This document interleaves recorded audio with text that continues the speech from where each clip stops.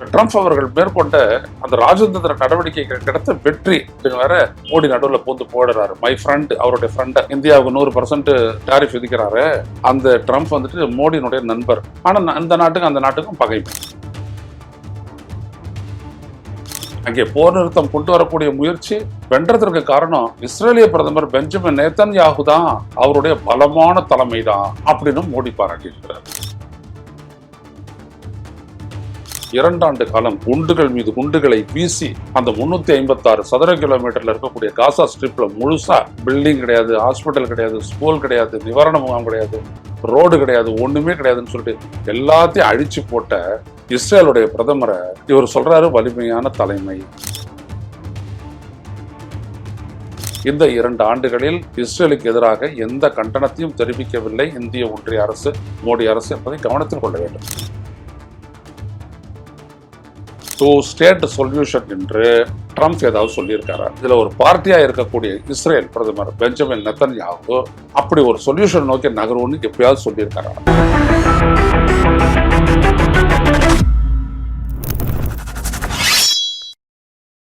வணக்கம் தோழர்களே. ரோச செய்தி வாயிலாக இன்று மீண்டும் உங்களை சந்திப்பதில் பெரும் மகிழ்ச்சி அடைகின்றேன். இஸ்ரேல் பாலஸ்தீனம் ஆகிய 2 நாடுகளையும் உறுதி செய்யக்கூடிய ஒரு தீர்வை நோக்கி அமெரிக்க அதிபர் ட்ரம்ப் எடுக்கக்கூடிய அந்த ராஜதந்திர முயற்சி செல்ல வேண்டும் என்று பிரிட்டிஷ் பிரதமர் ஸ்டாமரும் இந்திய பிரதமர் மோடி அவர்களும் கேட்டுக்கொண்டிருக்கிறார்கள். இது நேற்று அவர்களுடைய சந்திப்பின் பொழுது இது வந்திருக்குது. Modi and Starmer calls for a 2 state solution to Israel Palestine conflict அப்படின்னு சொல்லியிருக்காரு. இது வந்துட்டு திரு ட்ரம்ப் அவர்கள் மேற்கொண்ட அந்த ராஜதந்திர நடவடிக்கைகள் கிடைத்த வெற்றி அப்படின்னு வேற மோடி நடுவில் பூந்து போடுறாரு. மை ஃப்ரெண்ட், அவருடைய ஃப்ரெண்ட் யாரு, இந்தியாவுக்கு 100% டாரிஃப் விதிக்கிறாரு. அந்த ட்ரம்ப் வந்துட்டு மோடியினுடைய நண்பர். ஆனா அந்த நாட்டுக்கும் பகைமை. போடுவார் வரி இஷ்டத்துக்கும். ஆனா மோடியினுடைய நண்பர். அந்த நண்பர் பார்த்துட்டு இவர் சொல்றாரு, நீங்க எடுத்த முயற்சிகளுக்கு கிடைத்த ஒரு மாபெரும் வெற்றி. அது மட்டுமல்ல, இப்படியான ஒரு முயற்சி, அங்கே போர் நிறுத்தம் கொண்டு வரக்கூடிய முயற்சி வென்றதற்கு காரணம் இஸ்ரேலிய பிரதமர் பெஞ்சமின் நேதன்யாகு தான், அவருடைய பலமான தலைமை தான் அப்படின்னு மோடி பாராட்டியிருக்கிறார். இதெல்லாம் என்ன வினோதம்னு புரியல. 2 ஆண்டு காலம் அக்டோபர் 7, 2023 இருந்து அக்டோபர் 7, 2025 வரை 2 ஆண்டு காலம் குண்டுகள் மீது குண்டுகளை வீசி அந்த 356 சதுர கிலோமீட்டர்ல இருக்கக்கூடிய காசா ஸ்ட்ரிப்ல முழுசா பில்டிங் கிடையாது, ஹாஸ்பிட்டல் கிடையாது, ஸ்கூல் கிடையாது, நிவாரண முகாம் கிடையாது, ரோடு கிடையாது, ஒண்ணுமே கிடையாதுன்னு சொல்லிட்டு எல்லாத்தையும் அழிச்சு போட்ட இஸ்ரேலுடைய பிரதமரை இவர் சொல்றாரு வலிமையான தலைமை அப்படின்னு சொல்றாரு. நல்லா கவனிக்கணும். பாலஸ்தீனத்தின் மீது, காசாவின் மீது அல்லது மேற்கு கரையின் மீது அங்கே இஸ்ரேல் எடுக்கக்கூடிய அந்த கபலீகர நடவடிக்கைக்கோ அல்லது காசா மீது இவ்வளவு குண்டுகளை வீசி இவ்வளவு பேர் 67,000 பேருக்கு மேல் அழித்ததையோ இந்த 2 ஆண்டுகளில் இஸ்ரேலுக்கு எதிராக எந்த கண்டனத்தையும் தெரிவிக்கவில்லை இந்திய ஒன்றிய அரசு, மோடி அரசு என்பதை கவனத்தில் கொள்ள வேண்டும். ஆனா காசாவுக்கு நான் உதவுறேன். அதாவது காசாவை அழிக்கிறதுக்கும் ஆதரவு, காசா பட்டினி கிடக்கிறவங்களை காப்பாத்துறதுக்கும் ஆதரவு. இது ஒரு டிப்ளமேட்டிசம். எப்படி சிரிச்சுக்கிட்டே பேசுறாங்க. இதுல வேற 2 ஸ்டேட் சொல்யூஷன் அப்படின்னு நீங்க சொல்றீங்க. மிஸ்டர் மோடி அவர்களே, இந்தியாவின் பிரதமர் அவர்களே, பாலஸ்தீனம், இஸ்ரேல் என்கின்ற 2 நாடுகளும் அப்படியே இருக்க வேண்டிய ஒரு தீர்வை வைத்து இந்த போர் நிறுத்த நடவடிக்கையிலிருந்து அந்த பேச்சுவார்த்தை தொடர வேண்டும் சொல்றீங்க. அதை தான் கட்டார் சொல்றாங்க, எகிப்து சொல்றாங்க, சவுதி அரேபியா சொல்லுது, எல்லா உலக நாடுகளும் சொல்றாங்க, பிரான்ஸ், ஜெர்மனி, இங்கிலாந்து எல்லாரும் சொல்றீங்க. நான் கேட்கிறேன், இந்த அமைதி நகர்வை முன்னெடுக்கின்ற அமெரிக்க அதிபர் டொனால்டு ட்ரம்ப் அப்படி ஏதாவது சொல்லி இருக்கிறாரா? 2 ஸ்டேட் சொல்யூஷன் என்று ட்ரம்ப் ஏதாவது சொல்லியிருக்காரா? இல்ல, இதுல ஒரு பார்ட்டியா இருக்கக்கூடிய இஸ்ரேல் பிரதமர் பெஞ்சமின் நேதன்யாகு அப்படி ஒரு சொல்யூஷன் நோக்கி நகருவோன்னு எப்பயாவது சொல்லியிருக்காரா? அவர் என்ன சொல்றாரு?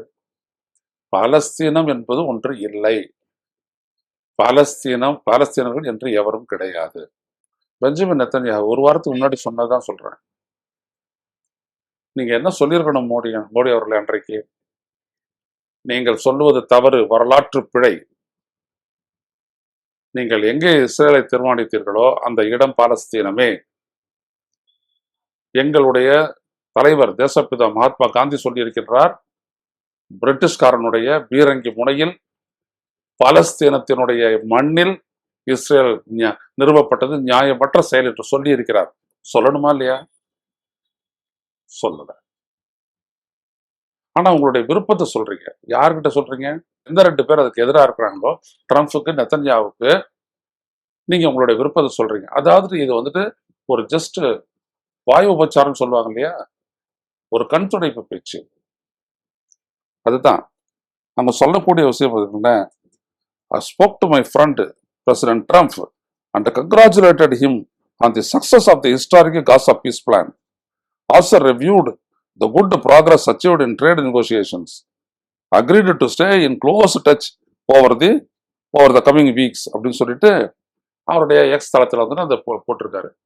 அவருடைய ஃப்ரெண்டு எந்த இடத்துலயாவது சொல்லியிருக்காரா? அப்ப நீங்க இந்தியாவினுடைய பிரதமராக இருந்து நீங்க சொல்லக்கூடிய சொல்லுக்கு எங்க இருந்து மரியாதை கிடைக்கும், எங்க இருந்து அது நடக்கும்ன்றதுக்கு என்ன அத்தாட்சி பிரதமர் அவர்களே?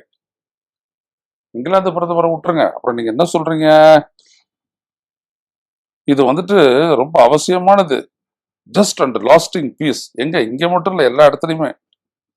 The 2 prime ministers supported an immediate and lasting ceasefire. 2 பிரதமர்களுமே நீடித்த ஒரு போர் நிறுத்தத்தை விரும்புகிறார்கள்.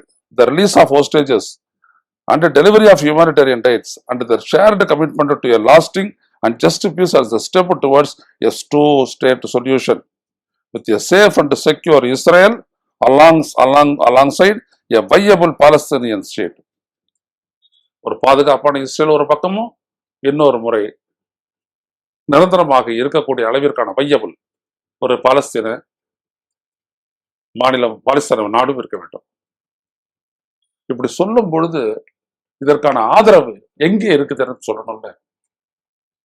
அதாவது இஸ்ரேல் கிட்டையும் அமெரிக்கா கிட்டையும். ஒரு நாட்டை, பாலஸ்தீனத்தினுடைய காசா பகுதியை 2 ஆண்டு காலமாக குண்டு வீசி அழித்த ஒருவரை பார்த்து நீங்கள் சொல்றீர்கள் உங்களுடைய பலமான தலைமைதான் இந்த போர் நிறுத்தத்துக்கு காரணம். அப்படின்னா என்ன அர்த்தம்? குண்டு போட்டு அழிச்சதை நியாயப்படுத்துறாரு பிரதமர் மோடி. அந்த மக்கள் கொண்டாடுறாங்க, கொண்டாட செய்வாங்க. ஏன்னா தலை மேல குண்டு விழுந்துகிட்டே இருந்துச்சு. ஏதோ ஒரு காரணத்தினால நிறுத்திட்டாங்களே, உயிர் வாழ்வோம் அப்படின்ற ஏக்கத்துல அவங்க கொண்டாடுறாங்க.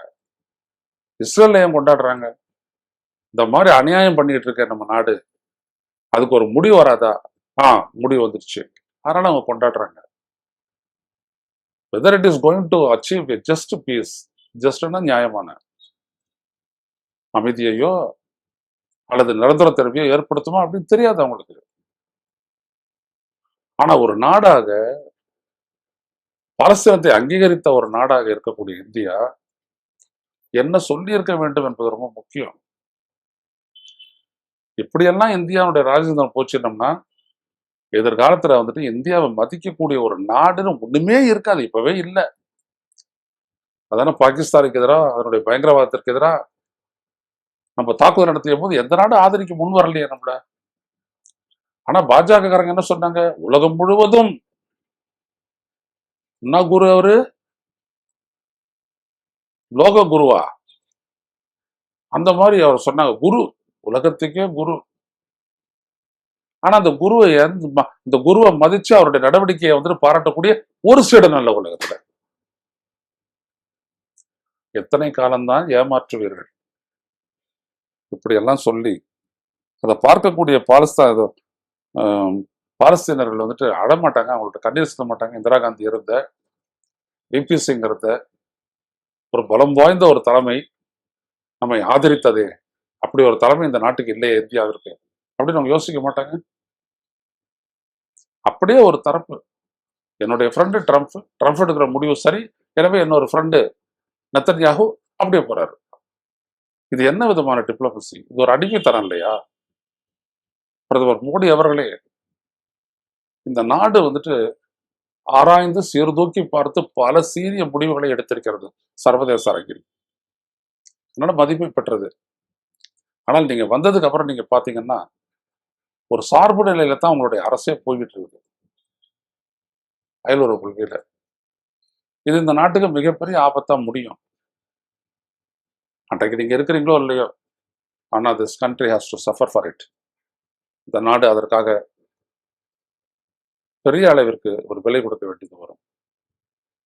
அதை பார்க்கத்தான் போகிறோம். அங்கே காசாக்கு பாலஸ்தீனத்திற்கு தீர்வு கிடைக்குமானா நிச்சயம் கிடைக்காது. அதான் அவங்க வந்துட்டு வெஸ்ட் பேங்கே கபலீகரம் பண்றாங்களே, பாதி கபலீகரம் பண்ணியாச்சு, மிச்சம் மீதியும் கபலீகரம் பண்ண போறாங்க. யாரு இதுக்கெல்லாம் $21 பில்லியன் காசா மீதான போருக்கு இஸ்ரேலுக்கு உதவிச்சோ அந்த அமெரிக்கா பீஸ் பிளானோட வந்துட்டு ஒத்துக்கிட்டு அமைதி அந்த மக்களை காப்பாற்றுறதுக்கான முயற்சி எடுக்க வேண்டிய ஒரு கட்டாயத்துக்கு தள்ளப்பட்டு விட்டது. இவ்வளவுதான். இப்படிப்பட்ட ஒரு அவல நிலை, இது ஒரு தீர்வு காணும்னு சொல்லிட்டு அடுத்தபடியா என்ன இஸ்ரேல் எது விரும்புதோ அதை செய்யும் அமெரிக்கா. பொறுத்திருந்து பாருங்கள். இது மிகப்பெரிய கேலி கூத்தாக முடிய போகிறது.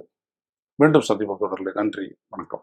ஊடகம் கார்ப்பரேட் அரசியல்வாதிகளின் கைப்பாவையாக அடிமைகளாக இருந்தது போதும், இனி சாட்டை எடுத்து சுழற்றும் நேரம் வந்துவிட்டது. ஊடகம் பொதுமக்களாகிய உங்களுக்காக, உங்களாலேயே இயக்கப்பட வேண்டும். ஊடக சுதந்திரத்திற்காக உங்களின் பங்களிப்பை இன்றே அளித்திடுங்கள்.